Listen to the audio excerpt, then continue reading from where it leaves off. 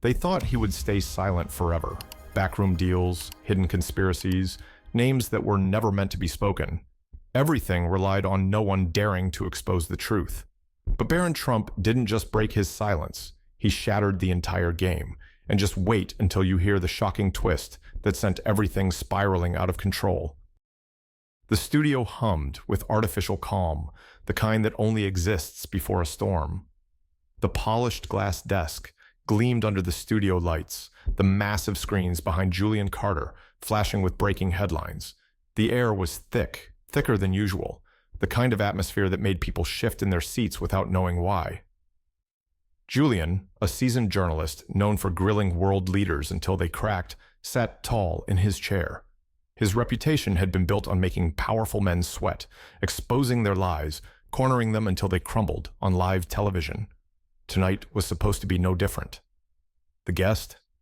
An anonymous White House insider, a shadowy figure rumored to be bringing classified information about a scandal brewing beneath the surface of American politics. The producers had hyped it up for weeks, teasing the kind of bombshells that would dominate the headlines for months. The audience, an invitation-only crowd of political analysts, journalists, and insiders, was pin-drop silent, waiting for the first domino to fall. Every camera was locked in, every microphone was primed. Then, the doors swung open, and the world stopped breathing. A ripple of confusion spread through the studio like a shockwave. People in the front rows gasped audibly. The control room erupted into chaos, producers shouting over each other, hands flying to earpieces and emergency comms. Julian's own expression collapsed into pure disbelief. His jaw literally dropped open, as the reality of what he was seeing slammed into him like a freight train. Because the person stepping onto the stage wasn't an anonymous insider. It was Barron Trump. Barron freaking Trump. Not a politician, not a disgruntled staffer, not a former official looking for a book deal. The ghost of the political world. The silent enigma who had spent years lurking in the background, deliberately avoiding the chaos that surrounded his family. The one Trump that no one could figure out. And now, he was walking straight into the fire. Julian's earpiece crackled. His producer's voice, tight with panic, hissed, "What the hell is happening? Who approved this? Who the hell let him in?" Julian had no answers. No one did. The audience wasn't just surprised, they were terrified. Because Barron Trump wasn't supposed to be here. He wasn't supposed to speak. He was the one member of the family who had stayed out of the war, the one that the media couldn't touch because he never gave them anything. And now, he was sitting down for a no-holds-barred, tell-all interview. The cameraman's hands shook as he zoomed in, focusing on the 6'7" figure, moving with unnerving composure. Every step was deliberate, every movement precise. He wore a perfectly tailored navy suit, crisp and flawless, like he'd walked straight out of a presidential portrait.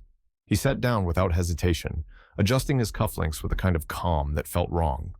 Like a man who had already played out every possible scenario in his head and was completely unbothered by what was about to happen. His hands folded neatly on the table, his shoulders square, unshaken. Then, he leaned in. The room froze. Something about his posture, about the way he looked directly into the camera, made everyone instinctively hold their breath. The silence in the studio was unnatural. Julian swallowed. His voice almost failed him. Barron Trump. Barron didn't blink. "Let's make one thing clear," he said, his voice low, steady, deliberate. "I'm not here to defend anyone." Boom! Instant chaos. Julian physically recoiled. His producers were shouting into his earpiece, but the words barely registered. The control room was in full-blown meltdown. "Cut the feed. Do we need legal? This can't air live. Oh my God, he just said that." The news ticker at the bottom of the screen flickered, struggling to keep up. And outside the studio, the entire internet imploded. Within seconds, Twitter was on fire. Threads started mushrooming across Reddit. News networks hijacked their own live programming just to talk about what had just happened, because Barron Trump had finally spoken. And he had just declared war. For the first 10 minutes, Julian Carter sat in a state of silent paralysis. This wasn't how this was supposed to go, not even close. The teleprompter? Useless. The carefully prepared talking points? Irrelevant. The legal team scrambling behind the scenes? Powerless. Because Barron Trump was speaking. And he wasn't praising his family. He wasn't here to defend anyone. He was burning it all down. Julian struggled to form a coherent sentence. His reputation as one of America's most ruthless political journalists was crumbling in real time. The words weren't coming, not because he didn't know what to say, but because he had no frame of reference for what was happening. Barron wasn't nervous. He wasn't stumbling. He wasn't reacting to the chaos unfolding around him. He spoke like someone who had waited years for this exact moment. They think I don't know. His voice was steady, almost too steady. His gaze locked onto the camera with the kind of cold, detached certainty that made Julian's skin crawl. They think I wasn't listening. His fingers tapped idly against the table. He wasn't fidgeting. He was measuring his words, controlling the tempo of the conversation like a conductor leading an orchestra. Then, with a calmness that was somehow infinitely more terrifying than anger, he said, "But I know everything." Julian's breath hitched. His fingers twitched against the desk. The entire studio felt like it had dropped 10 degrees. He swallowed hard, finally finding his voice. "No. What, exactly?"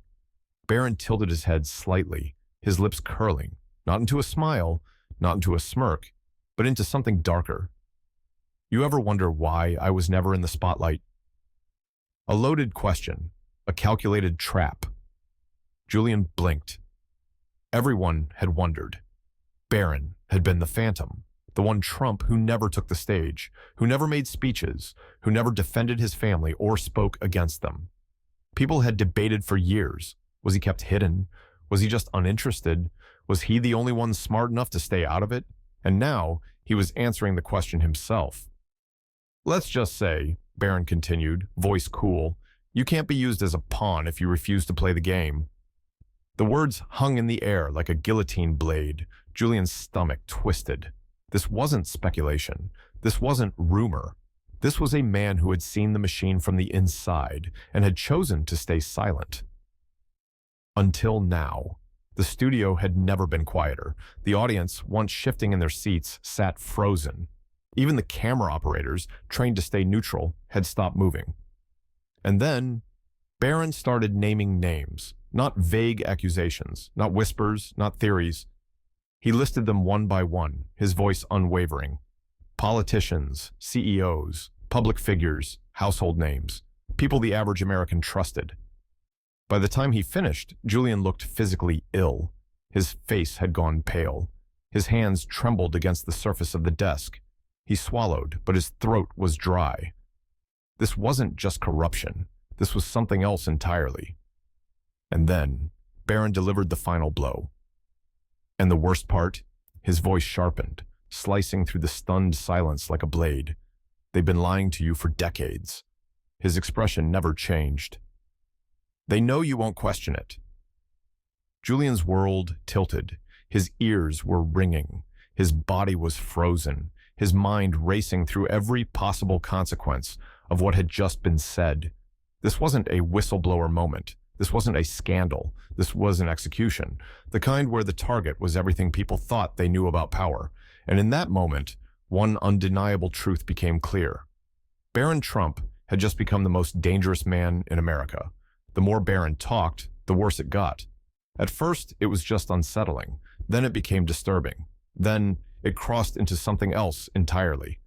Julian felt like he was watching the world unravel in real time. It wasn't just corruption. It wasn't just greed. It was so much worse than that.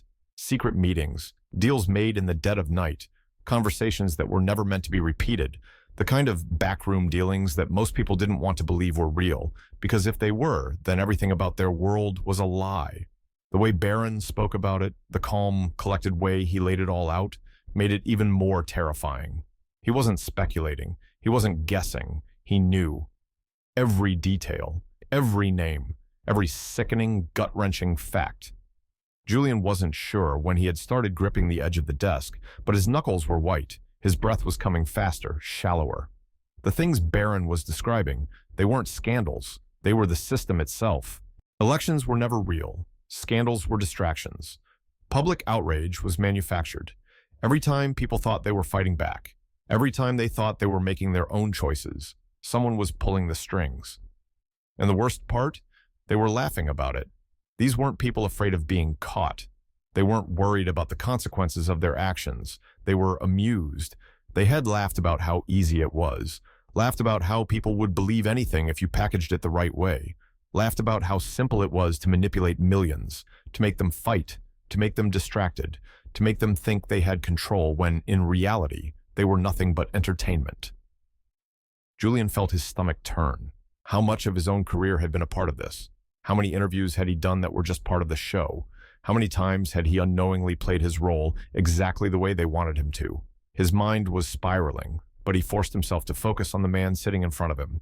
Barron was still calm, unshaken, like a man who had already made peace with what he was saying. Finally, Julian found his voice. So, why now? His own voice sounded thin, distant. Why speak out? Barron exhaled slowly, his gaze lowering for just a fraction of a second, the only sign of hesitation he had shown all night. Then he looked up, and his eyes were dark. Because I finally have nothing to lose. The temperature in the studio seemed to drop. Julian felt something cold slither down his spine. That sentence, that single sentence. It was wrong. It wasn't just an answer. It was a warning. Julian swallowed hard. What the hell did that mean? What could make a man like Barron Trump, someone who had spent his entire life avoiding the spotlight, someone who had seen the worst of this world from the inside and still stayed silent, finally decide to talk? Before Julian could push for an answer, before he could even process what had just been said, Barron moved, and everything changed. With an eerie calmness, he reached into his pocket and pulled out his phone. A simple, unremarkable gesture. But in that moment, it felt like the most dangerous thing in the world. Julian's pulse skyrocketed. The audience shifted. Even the camera crew, professionals who had filmed presidents, dictators, world leaders, couldn't stop themselves from subtly leaning forward. Everyone could feel it. Something was about to happen. Barron's fingers moved across the screen, scrolling for a second. No rush. No panic. Like he already knew exactly what he was looking for. Then, without a word, he turned the phone toward the camera. A screenshot. Julian squinted, eyes locking onto the glowing screen. An email. His breath caught in his throat. At first, he didn't process it. His brain was already on overload, drowning in the weight of everything that had just happened. But then he saw the name, and everything inside him turned to ice, because the sender, the name attached to that email, was someone who should not exist. Julian's hands turned clammy. His heartbeat slammed against his ribs. His mouth went dry. This wasn't just a smoking gun. This was a nuclear bomb. The kind of thing that gets people killed. The kind of thing that was never meant to be seen. And yet there it was, on live television, in front of millions. And Barron Trump had just let it loose. It happened so fast, most people didn't even realize what they had just witnessed. 1 second, the interview was unfolding. Raw, unfiltered, dangerous. Barron Trump had just turned his phone toward the camera, revealing an email, a single name, and then black screen. For the first few seconds, people thought it was a glitch, a signal drop, a minor technical issue. Then the studio lights flickered, the newsroom feeds froze, the live streams died instantly. Dead air, then static, then nothing. An eerie, suffocating silence descended over millions of screens worldwide. In homes, bars, newsrooms, and government buildings, people stared at their televisions in shock, waiting for the feed to return. But it didn't. The network's emergency backup failed to kick in. The interview was gone. And then, panic. Within seconds, Twitter erupted into chaos. "What the hell just happened?" trended worldwide in under a minute. Comment sections became battlefields. Reddit threads multiplied like wildfire, dissecting every second of the interview, searching for clues. People were losing their minds. They just pulled the plug on live TV. Live TV. Barron Trump was about to expose something, and they knew it. WTF, why did every major stream go down at the same time? That's not an accident. Tell me someone saved this. Tell me someone recorded it. In newsrooms across the country, anchors scrambled, producers shouted into headsets, desperately trying to replay the footage. But there was nothing to replay, because the entire interview had been wiped. Not just from live feeds, not just from network servers, gone from the archives, gone from YouTube, news websites, streaming platforms, every backup, every copy, every trace, like it had never happened. Something or someone had erased it in real time. And now, the only thing left was one massive question. Why? Within hours, the theories were out of control. They shut it down before he could expose them. He had proof, real proof, and they panicked. If Barron Trump goes missing after this, we riot.